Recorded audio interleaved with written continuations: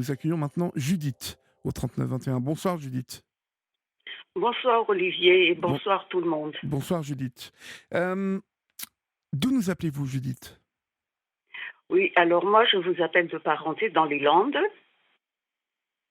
D'accord. Oui. Et quel âge Et avez-vous Judith? j'ai 70, bientôt 70 ans. D'accord. Qu'est-ce qui vous amène? Dites-moi. Oui, alors c'est des inquiétudes et puis des souffrances. En fait, j'ai un fils diagnostiqué schizophrène depuis 2006. Et depuis tout ce temps-là, donc, on a vu plusieurs psychiatres, une vingtaine de psychiatres. Il a essayé plusieurs traitements. Quelques parmi ces psychiatres, certains ont dit qu'il est résistant. Et lui, dans ses traitements, il suit les traitements pendant quelques mois. Après, il arrête. Depuis quelque temps, il prend pour ne pas être trop addict aux anxiolytiques, il prend des huiles essentielles et puis des produits ayurvédiques. Alors moi, je suis un peu inquiète parce qu'on ne sait jamais la combinaison de tout ce qu'il prend. Il se documente, mais bon, il n'est pas médecin, donc ça, souvent quand il met du temps pour se lever, je suis inquiète. Oui. Mais Et puis, oui, oui. allez-y, allez-y, allez-y. Et puis ce qui m'inquiète, surtout aussi ces temps-ci, c'est que bon, vu mon âge, le sien, il a 37 ans maintenant. Je m'inquiète sur son avenir, ce qu'il peut devenir parce que il sort pas du tout, il sort à peine. Quelquefois, il sort avec moi pour faire des courses. Oui. Il n'a pas d'amis. On a essayé plusieurs psychologues aussi pour le comment il y a un suivi aussi normalement, mais on a la SAVS, qu'ils appellent SAVS. Mais bon, ça n'a pas pu aboutir parce qu'il y a toujours ce problème d'interaction avec l'autre. Et en même temps, ça devient difficile pour lui. Et moi, je ne sais plus comment Oui, oui, je comprends. l'inciter, Mais voilà, le pousser. il est stabilisé, votre fils, Judith? Est-ce que O- euh, Oui, d'accord, on peut dire, il n'a on peut plus dire ça parce d'hallucinations, il n'a plus de crise en fait. oui, il n'a plus de crise. Mais par contre, il me dit que quelquefois, il a quand même des hallucinations. Donc, quand on sort, D'accord. parce que c'est paranoïde, hein, donc même sur ressortir au balcon, c'est problématique. Mais vous Tout ce qui est savez, sorti, ce oui. qu'il faut comprendre, mais je suppose que vous le savez, vous, Judith, mais c'est bien que l'on Mmh. puisse parler à nouveau ce soir Mmh mh. de ces patients souffrant de schizophrénie. Parce que malheureusement, on entend parler souvent des personnes schizophrènes lors d'épisodes sanglants, parce qu'il y a des faits Mmh. divers avec des personnes qui sont... la dernière en date, c'était un jeune homme, vous savez, qui a été tué son grand-père, qui a décapité son grand-père, là, il y a quelques semaines, Oui, et qui oui. souffrait de schizophrénie. Il Mmh. faut savoir que les personnes qui souffrent de schizophrénie ont très peur de l'extérieur, en fait. Mmh Ils mh. vivent en permanence dans une peur bleue de l'extérieur et des autres. C'est ça. Donc, Mmh mh. c'est très compliqué parce que on ne peut pas être dans leur tête, mais je sais pour avoir fait 2 films là-dessus que sur les familles et sur les patients, que c'est très compliqué pour eux, d'établir le contact, hem, parce qu'ils ont peur. Ils ont peur. Ils ne sont C'est ça. jamais en paix et vous devez le voir avec votre fils. Il n'est Ah en oui, paix c'est que ça. quand il est chez vous, en fait. Absolument, c'est ça, Dans c'est sa ça. chambre, dans un Mmh cocon mh. où il a ses repères, où, rien ne le menace, en fait. C'est ça. Et Effectivement, c'est ça. qu'en disent les médecins par rapport à, hem Alors le problème, c'est que maintenant, les médecins, c'est pas continu, vous savez, avec la pénurie de médecins. Donc c'est c'est pas souvent le même médecin. Donc le médecin ne va pas le connaître. Lui aussi, il a du mal à avoir le contact avec le médecin. Et quelquefois, il va pas au rendez-vous. Parce qu'il arrive à un stade où il n'a presque pas confiance maintenant au médecin parce qu'il dit: «Bon, avec tous les traitements que j'ai suivis jusqu'à maintenant, je ne vais pas mieux pour autant». Oui, mais est-ce qu'il Et les suit pourtant, bien, ces traitements? oui et non. Alors quand il va pas très bien, encore quand il va pas très bien, il reprend et Et quand il après va il mieux, il laisse, arrête? il arrête et comme je vous ai dit, donc il prend des huiles essentielles Oui, ou mais les non, mais produits ayurvédiques le et c'est souci, pas ça. Judith, c'est que malheureusement pour lui, ce traitement, il va devoir le prendre à vie et Mmh. de manière régulière. Mmh mh. C'est le grand problème, de ces maladies psychiques-là et surtout la schizophrénie. C'est que Mmh. alors, les traitements ont des effets secondaires, vraiment lourds, hein. Vous devez le voir sur votre fils, il a sûrement grossi. Ah Heu, oui, alors il y avait des traitements où il a grossi en peu de temps. oui, Mais comme il a arrêté au bout de quelques mois, donc il n'a plus grossi. ben oui, ouais. Mais avec celui qu'il prend maintenant, bon, il a un peu grossi, mais pas trop. Et puis Mais il y a ces traitements qui abrutissent aussi, hein, ah les oui, patients oui. se plaignent souvent de ça, d'être dans un état de somnolence, en tout cas d'être abrutis, d'être ralentis au niveau de leur intelligence, hein, du raisonnement, hein, d'avoir le cerveau qui fonctionne au ralenti. Et quand ça va mieux, parce que le traitement agit et que ces traitements, ils les encaissent au bout d'un moment mieux, Mmh donc mh. ça veut dire que Mmh. là, le traitement abrutit moins, puisque votre fils s'y habitue, il s'y est habitué, et bien c'est là qu'il arrête, je suppose, parce que ça va mieux. Voilà, c'est Et le ça. souci, c'est que malheureusement, moi, les seuls patients qui souffrent de schizophrénie, hein, et qui s'en sortent, qui travaillent Mmh. même, hein, aujourd'hui. Alors ils Mmh. travaillent, Oui, c'est oui. c'est c'est des travaux, vous voyez, c'est du jardinage, généralement ce sont des places, que les mairies attribuent, parce qu'ils sont handicapés de toute façon, hein, considérés comme handicapés. Donc mais ce sont des travaux où ils sont pas trop stressés mais pour, aller travailler, il faut être stabilisé et les seuls que je connais qui travaillent sont des gens qui ont compris qu'ils n'arrêteraient jamais le traitement. Que ce traitement, c'est leur salut et qu'il va durer toute la vie, avec des réajustements. Donc c'est Oui. vraiment, lorsqu'il est bien et apte à entendre votre discours, c'est vraiment ce qu'il faut que vous lui répétiez. Et je suppose que le médecin, son médecin psychiatre, le lui a dit, mais peut-être Mmh. qu'il a besoin de l'entendre de personnes qui ne sont pas, conventionnelles, on va dire. Et c'est vraiment très important qu'il comprenne ça. Sa vie s'améliorera si il est, régulier dans sa prise de traitement. Et je sais plus comment faire parce Mais je me que doute, Judith, c'est je me pas faute doute, je me doute. et c'est ça l'inquiétude, c'est pas faute de discuter calmement, prendre le temps d'essayer d'expliquer avec mes mots, avec l'aide du psychiatre, Et des qu'est-ce qu'il vous fois. dit, lui? Qu'est-ce qu'il vous dit? Ben, il dit que non, ça fait il y a pas de changement et puis après il ressort ce que vous venez de dire, l'état second après, il a fait le choix de rester comme ça au lieu de rester, à l'état endormi, il peut rien faire. Parce que Ouais. là encore, en ce moment, quand il arrête, donc son traitement, il peut faire un peu de musique, ça peut arriver qu'il fasse un peu de lecture Quand ou il arrête le traitement?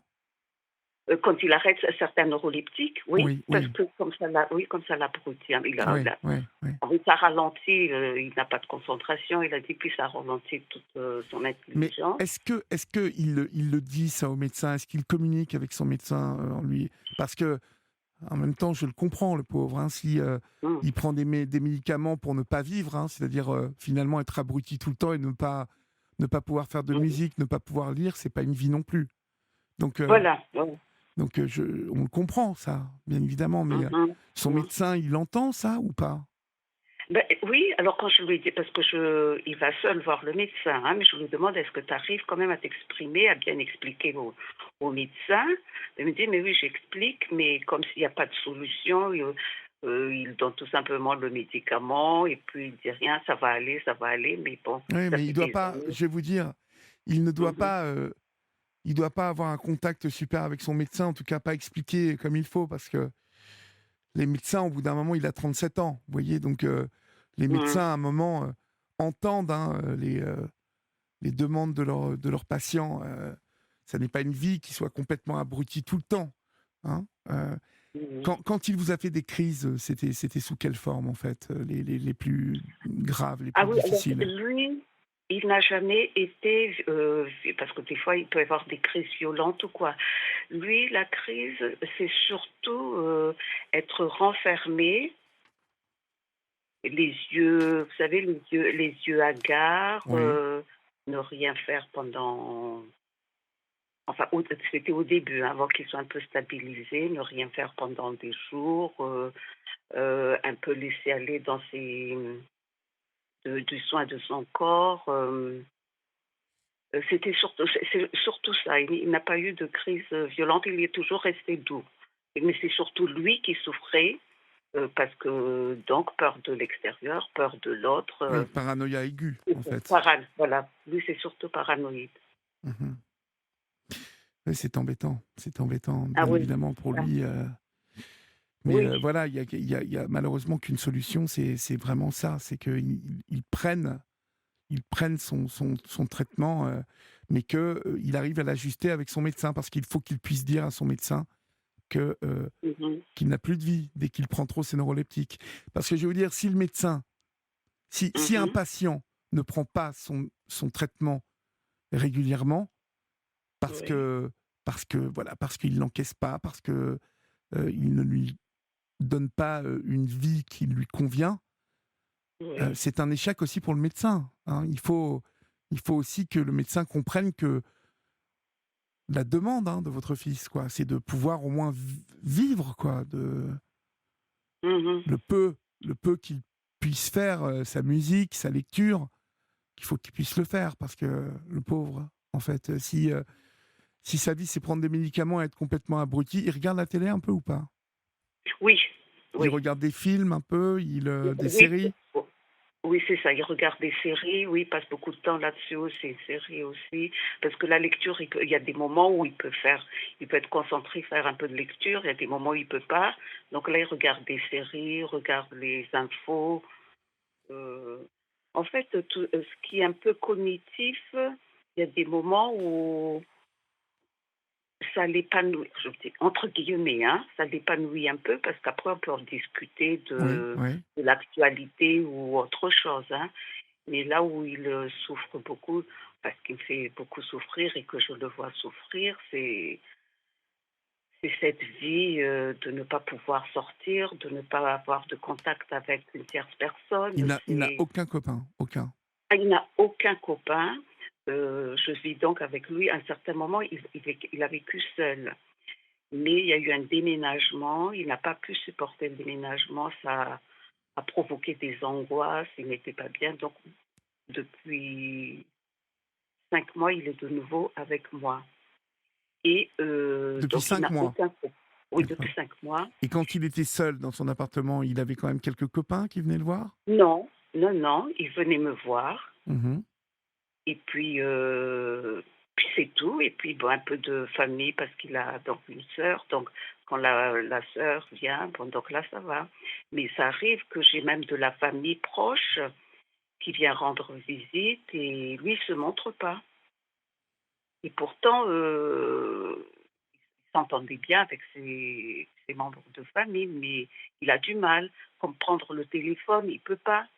Enfin, oui, il peut pas. Si c'est quelqu'un, par exemple, de la famille qui veut l'appeler pour souhaiter l'anniversaire, il prend pas. Bon, maintenant, la famille sait ce qui se passe et puis on voit tout simplement des SMS. Et tout ça, c'est des inquiétudes pour moi. Je ne sais plus comment faire parce Ah que oui, oui, je me doute, je me doute. le temps avance et C'est compliqué pour vous, hein? c'est très compliqué. Je le vois C'est triste, souffrir. ça vous rend triste pour lui. Oui, ça me rend triste parce que Eh oui. comme toutes les mamans, enfin tous les parents, voir son enfant souffrir et on est dans l'impuissance. Et vous m'avez dit que vous étiez dans quelle, région? Dans les Landes. Dans les Landes. Et Mmh. il n'y a rien pour Ah lui du si, côté de Dax, si, des Si, mais c'est associations, et il ne veut pas participer à ça. oui, il y a des associations. J'ai même contacté déjà sur Bordeaux, j'ai pris des contacts, hein, mais il a vraiment du mal. Ouais. J'ai contacté pas mal de médecins. Je l'ai même amené à Lyon, au centre Vinatier. Euh, j'ai vu pas mal de spécialistes pour chercher la solution.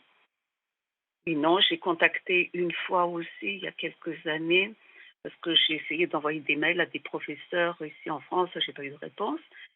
Et en faisant des recherches sur Internet, je suis tombée sur une professeure aux États-Unis Mhm.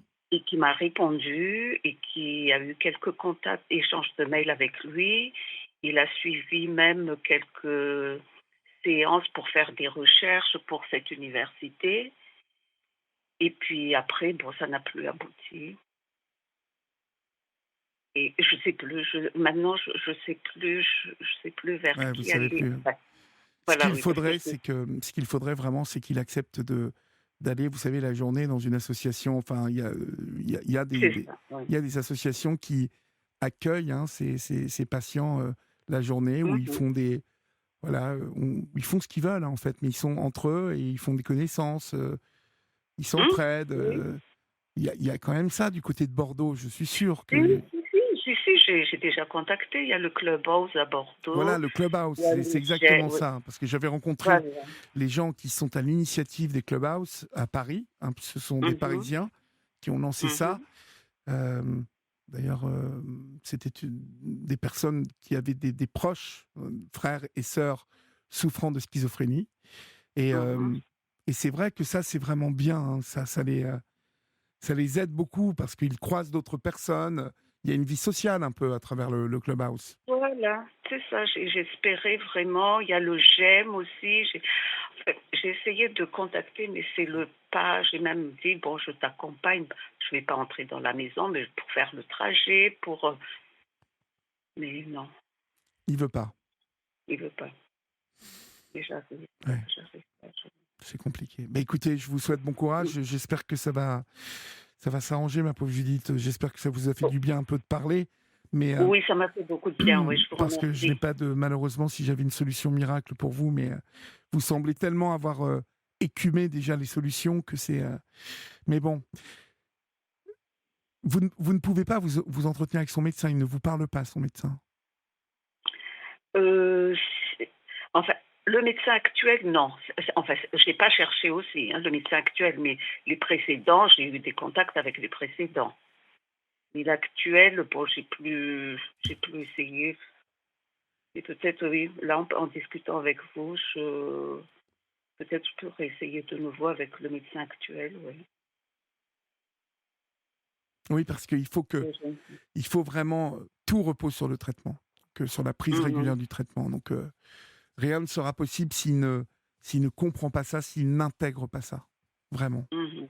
Mhm. Et là, pour l'instant, si vous voulez, il faut garder l'espoir parce que vous avez un fils qui n'a pas stabilisé sa situation. Donc tous les comportements qui en découlent, pour l'instant, vous semblent négatifs, mais il faut que le médecin arrive à le stabiliser et qu'il n'ait plus peur de sortir. Et Oui, là, peut-être il acceptera progressivement d'aller au clubhouse et de rencontrer d'autres personnes, de faire sa petite vie, quoi. Hein. d'accord. Merci Je vous beaucoup. souhaite plein de courage, en tout cas, pour vous, Judith.